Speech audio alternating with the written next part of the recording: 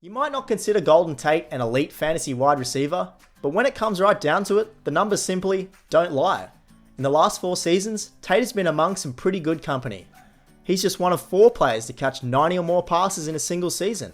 And even though we don't think of him in the same way as Antonio Brown, Demaryius Thomas, and OBJ, Tate is still a solid wide receiver 2 option that you need to consider. But before we get ahead, what exactly can we expect from Matthew Stafford's newfound favourite? In an offense that is relying on a lot more of everything, Tate will have to fight hard to put up another 1,000 yard season. The Lions need a big second year from Marvin Jones, and a healthy Theo Riddick will steal a lot more of the ball. But even so, there's no reason Tate can't rank inside the top 30 PPR players for the 4th season in a row. In real life, Tate is Captain Clutch. In fantasy, he's not a huge downfield threat, but the yards after the catch factor is what you need to buy into. Tate ranked 2nd in the league in broken tackles after the catch last year, only 6 behind, surprise surprise, Theo Riddick.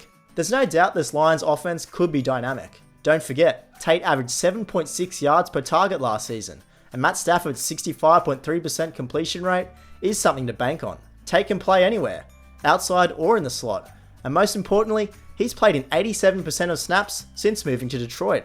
When you're drafting, make sure to consider Tate in the mid-rounds. You might not think of him as a must-have, but if you want consistency and a potential big yardage sleeper, this is your guy. So as you can see guys, I do think Golden Tate is a little bit of a sleeper.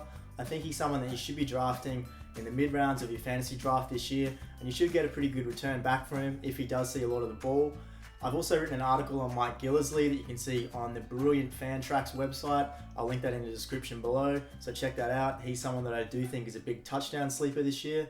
And as always, thanks for watching.